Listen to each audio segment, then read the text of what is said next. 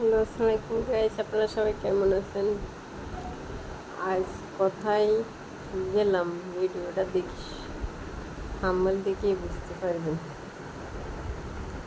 কেন গেছি। Full video দেখার জন্য বুধবার পর্যন্ত আল্লাহ কিলো ওয়েট করতে হবে। দেখছেন ড্রেসিং টেবিলেগুলো,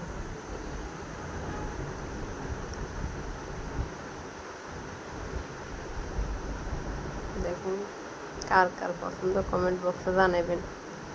আর ওইখানে কেন গেছি তার ভিডিও এখনও সারি নেই, সারমু এখন, মানে একটু দূর ছাড়ছি। আজকে কাজে না যাইয়া ওইখানে গেছিলাম কারেন্টের অফিসেও।